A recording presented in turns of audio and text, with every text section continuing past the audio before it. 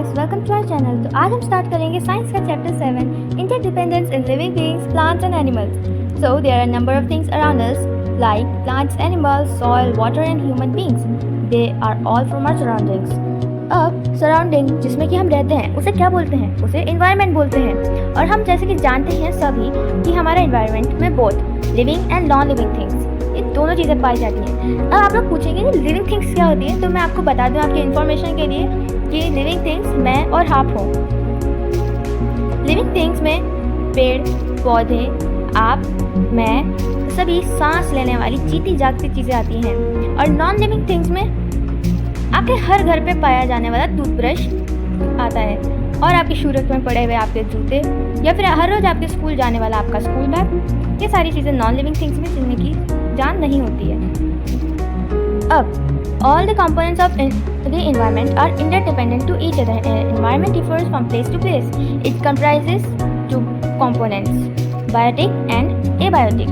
अब जो कि ये environment में सारी चीज़ें पाई जाती है ना, ये एक दूसरे पे interdependent ही होती है। मैं यहाँ पे living things की बात कर रही हूँ। कैसे? For example, आप ले लो example घास का। अब ये जो कि grass है ना, आपकी grass, इसको खा लेगा बाद में डियर को खा लेगा बाद में लायन, ऐसे। तो ये से कहते हैं एक तरह से फूड चेन, मतलब कि इसको ये खा लेगा, फिर इसको ये खा लेगा, इसे कहते हैं गाइस हम फूड चेन। अब यहाँ पे हम देख सकते हैं, जैसे कि मैंने आपको एक एग्जांपल दिया कि ग्रास को डियर खा लेगा, डियर को लायन खा लेगा बाद में मार के। इससे हमें पता चलता है कि सारी चीज़ें एक दूसरे पर इंटरडिपेंडेंट होती हैं। अब जो कि एनवायरनमेंट है ना, इसे अलग अलग जगह पे अलग अलग तरीके का होता है। जैसे कि मैं आज से 2 या 3 साल पहले राजस्थान में थी, वहाँ पे ड्राई था बहुत। उसके बाद मैं गुजरात जब गई तो वहाँ पे थोड़ा ह्यूमिडिटी थी। दोनों जगह एनवायरनमेंट डिफरेंस था। फिर उसके बाद मेरा वीज़ा जब लग गया तो फिर मैं अमेरिका गई थी, तो वहाँ पे जो है थोड़ा सा टेम्परेचर इनके से काफ़ी डिफरेंट था। तो हर अलग अलग जगह पे अलग अलग तरीके का जो है टेम्परेचर या फिर कह लो एनवायरनमेंट पाया जाता है। सिर्फ टेम्परेचर ही नहीं, टेम्परेचर भी एनवायरनमेंट का एक हिस्सा होता है। अब इसमें बायोटिक और एबायोटिक चीज़ें दोनों होती है। अब जैसे कि ऑल द लिविंग बीइंग्स होते हैं, अब जैसे कि हो गए पेड़ पौधे, प्लांट्स, एनिमल्स हो गए, micro organisms and human beings, ये सारी तो बायोटिक चीज़ें हो गई हैं। अब आप लोग सोच रहे होंगे कि ये जो कि होते हैं माइक्रो ऑर्गेनिजम्स, ये होते क्या चीज़ें हैं? तो मैं आपको बता दूं फॉर योर काइंड इन्फॉर्मेशन, वो छोटे छोटे से ऑर्गेनिज्म जिन्हें माइक्रोस्कोप से देखा जाता है, यानी कि हम अपनी आइज से ऐसे ही नहीं देख सकते।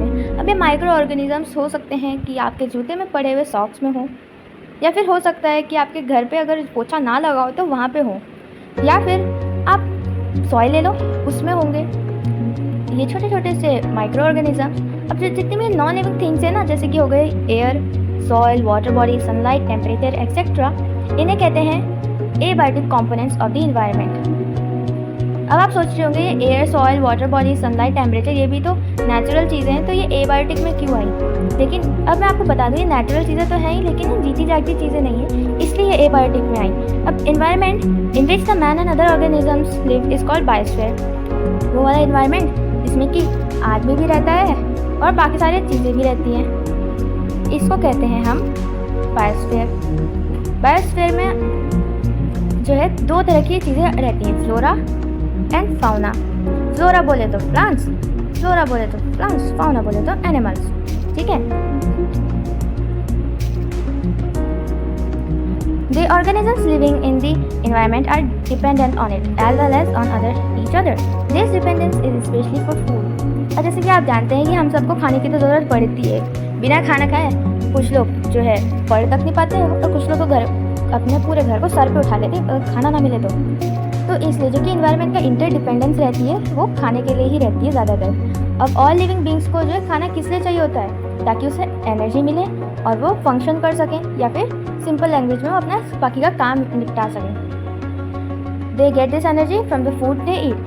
और जब तक हम खाना नहीं खाएंगे तो तब तक हम जो है घर का झाड़ू पोछा थोड़ा ही कर पाएंगे।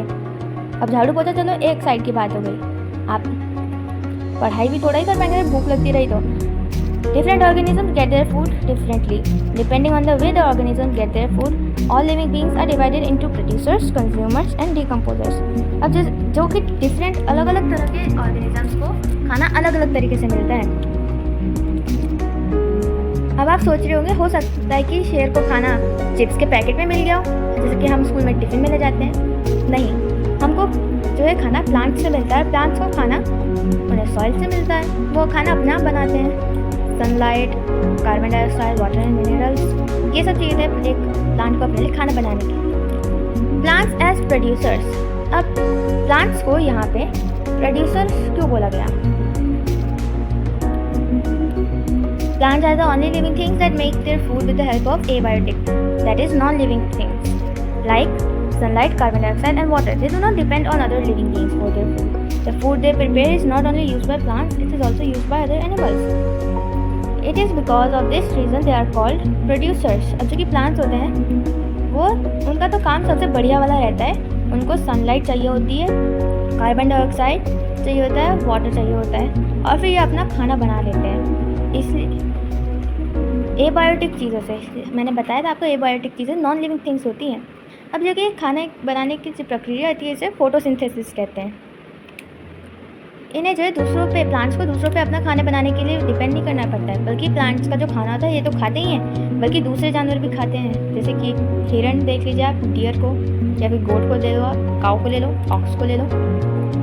और इसी रीज़न की वजह से इन्हें प्रोड्यूसर्स कहा गया है। प्लांट्स जो है अपना खाना जो कि स्टोर करते हैं, वो फोटोसिंथेसिस के दौरान जो खाना स्टोर करते हैं वो उन्हें as fruits, seeds, stems, flowers और लीव्स इनके प्रकार में स्टोर कर लेते हैं। तो अब कल जब आप जो है कोई फ्रूट लाएंगे आपके पेरेंट्स घर पे और खाओगे तो याद रखना आप प्लांट का ही खाना खा रहे हो।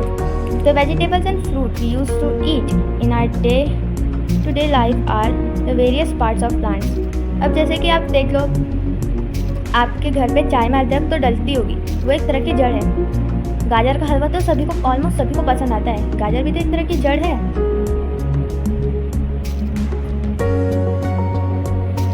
अब फॉर एग्जाम्पल कैबेज, एक नया एग्जाम्पल ले लेंगे हम कैबेज का। कैबेज क्या होता है? एक दूसरे प्लांट की एक पत्ती होती है हम जो खा रहे होते हैं। एंड फ्रूट्स जैसे कि एप्पल हो गया, गुआवा हो गया, मैंगो हो गया और एट्सेट्रा, इनके जैसी और जो भी चीज़ें हैं, ये अलग अलग प्लांट्स ये फ्लावर्स हैं, फ्लावर्स के पार्ट्स हैं। अब जैसे कॉलीफ्लावर और ब्रोकली हो गया, अब ये क्या चीज़ है? ये है फ्लावर्स, जिसे प्लांट्स के वो फ्लावर हैं जिन्हें हम खाने की तरह खाते हैं। Living things as consumers. अब लिविंग थिंग्स को कंज्यूमर क्यों कहा गया है? मुझे अब ये चीज़ आप बताइए। लिविंग थिंग्स को कंज्यूमर इसलिए क्या कहा गया है क्योंकि living beings other than plants depend directly and indirectly on plants for their food. They are called consumers. For example, animals like deer, cow, goat directly take green plants as their food, so they depend on plants for their food.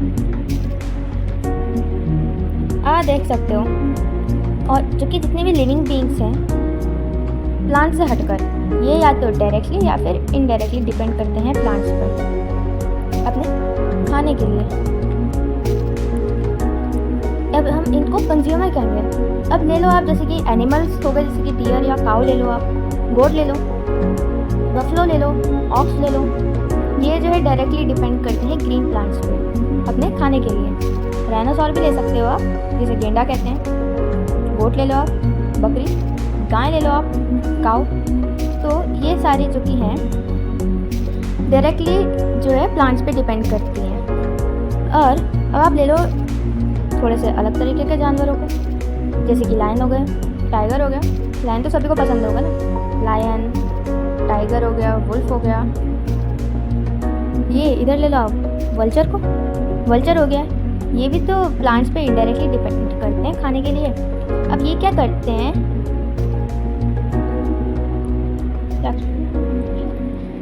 अब हम अलग तरीके के जानवरों को ले लेंगे तो फिर इनमें क्या है, टाइगर हो गया, वुल्फ हो गया, लायन हो गया, एक्सेट्रा। तो ये भी इनडायरेक्टली ही तो प्लांट्स पे डिपेंड करते हैं क्योंकि ये प्लांट ईटिंग एनिमल्स को खाते हैं।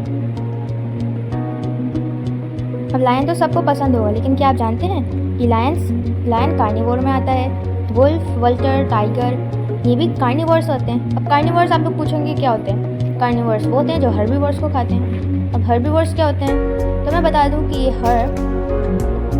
हर्ब खाने वाले जानवर हर्बीवोर्स होते हैं, ठीक है। अब आप सोचेंगे मैंने हर्बीवोर्स का हर्ब ले लिया, तो इसलिए हर्ब होते हैं पेड़ पौधे, तो इसलिए ये हर्बीवोर्स जो है पेड़ पौधे खाने वाले जानवर होते हैं। अब आप सोच रहे होंगे कि कार्निवर्स कौन होते हैं, कार खाने वाले जानवर? नहीं, कार्निवर्स हर्बीवर्स को खाते हैं, यानी कि कह लो आप फ्लैश खाते हैं अदर एनिमल्स की। इसलिए जो है ये भी इनडायरेक्ट वे में प्लांट्स पे डिपेंड करते हैं, क्योंकि ये एक दूसरे प्लांट ईटिंग एनिमल्स को खाते हैं। अब आप अगर देख लें तो simple food chain, so what is a simple food chain? You must have studied in different classes bio teacher की सिंपल फूड चेन जो है, पहले घास होती है, घास को रैबिट खा जाता है, रैबिट को फॉक्स खा जाता है, इसे सिंपल फूड चेन कहते हैं। तो इन बायोस्फीयर में ऑल द प्रोड्यूसर्स, कंज्यूमर्स और डिकम्पोजर्स, प्रोड्यूसर्स जो कि प्रोड्यूस करते हैं पेड़ पौधे, कंज्यूमर्स जो कि कंज्यूम करते हैं पेड़ पौधे के अलावा हर्बीवर्स, कार्निवर्स, ऑमनिवर्स। ऑमनिवर्स वो जानवर होते हैं जो कि हर्ब्स भी खाते हैं, यानी कि पेड़ पौधे, और दूसरे जानवरों के फ्लैश भी खाते हैं, ये होते हैं ऑमनिवर्स। ऑमनिवर्स में आ जाते हैं डॉग, जो कि हर गली में मिलते हैं, कईयों के तो फेवरेट भी हैं डॉग। कैट्स, ये भी कैट्स भी महारानी है, बहुत लोगों की फेवरेट है। और डीकम्पोजर्स क्या होते हैं? डीकम्पोजर्स होते हैं वो छोटे छोटे से माइक्रो ऑर्गेनिजम्स जो कि दूसरे ऑर्गेनिजम्स को जो कि मरे हुए होते हैं उनको धीरे धीरे करके खा जाते हैं। अब ये जो कि हैं प्रोड्यूसर्स, कंज्यूमर्स और डीकम्पोजर्स, ये एक दूसरे पे डिपेंड करते हैं for their food chain. And now this results in the presence of food chain and food web. अब इसे या तो फूड चेन कह लो या फूड वेब। अब फूड चेन कैसे चलता है? Food chain goes in one direction. A है, ए को बी ने खा लिया, बी को सी ने खा लिया, सी को डी ने खा लिया, एंड सो ऑन। लेकिन फूड वेब क्या होता है?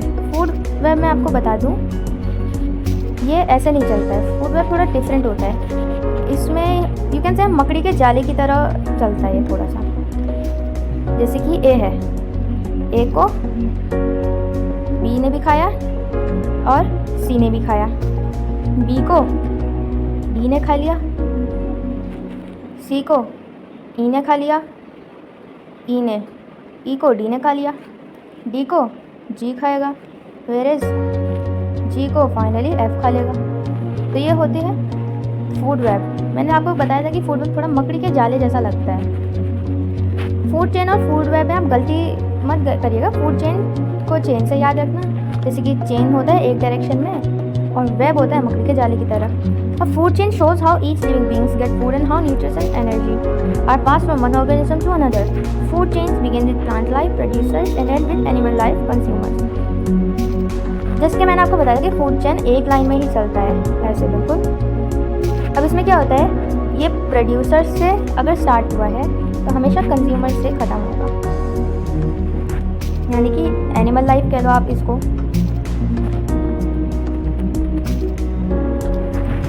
Some animals eat plants, some animals eat other animals. This can be represented by a simple food chain.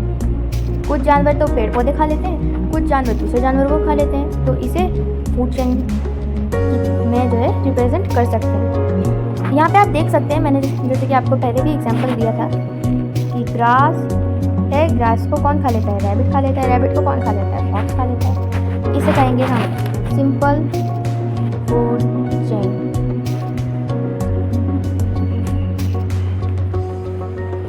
तो आप बहुत आराम से देख सकते हो कि यहाँ पे एक जानवर को दूसरा जानवर खा रहा है एक ही लाइन में, ये इसे कहते हैं फूड चेन।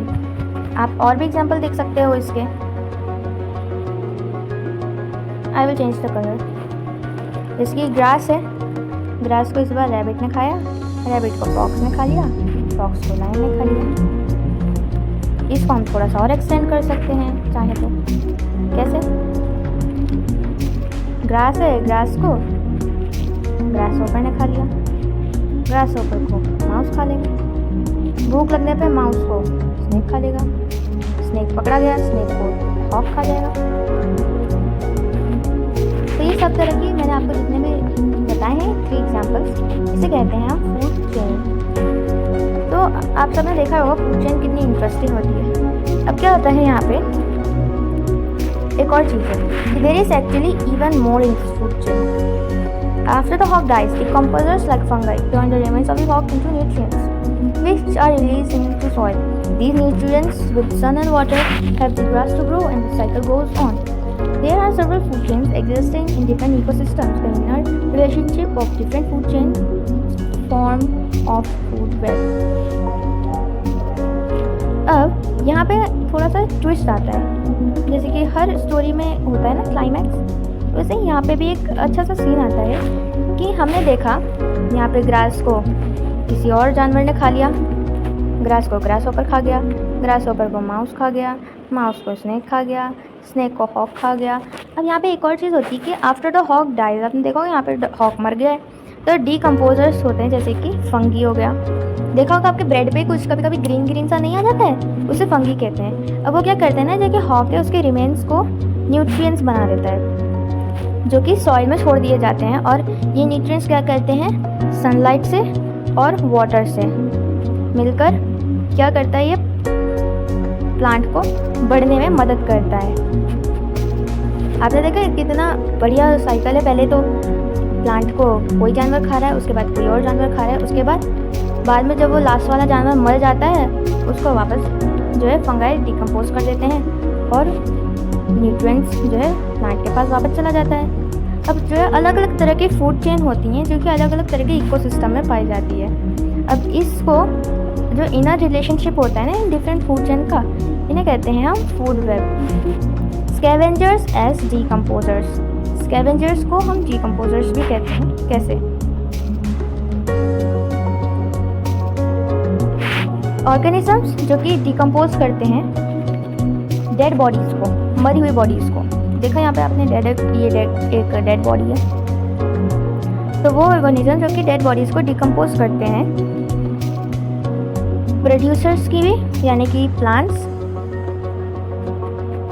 और कंज्यूमर्स की भी animals.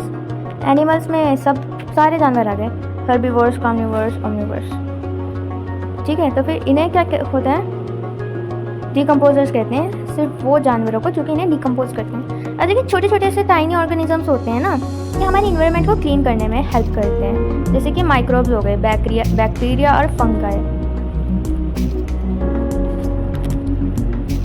So apart from these decomposers, there are animals which feed on dead and decayed bodies of consumers. They also help in keeping our environment clean. So these decomposers keep our environment clean so that we can be healthy. हमें healthy भी रखने में मदद करते हैं। तो so these animals are called scavengers. For example, जो कि wolf होते हैं, wolf, vulture, hyena, jackal, crow और etc. इनको scavengers कहते हैं क्योंकि ये मरे हुए जानवर की बॉडी पर अपने आप को सर्वाइव कर सकते हैं, जी सकते हैं उन पर। Causes of imbalance in nature. अब नेचर में इम्बैलेंस क्या होता है, अभी इम्बैलेंस का क्या मतलब होता है, जब संतुलन बिगड़ जाता है, यानी कि बैलेंस जब बिगड़ जाता है। यहाँ पे देखिए लिखा है imbalance. Food chains and other inter relationships maintain a balance in environment called the ecological balance. अब ये इकोलॉजिकल बैलेंस होता क्या है?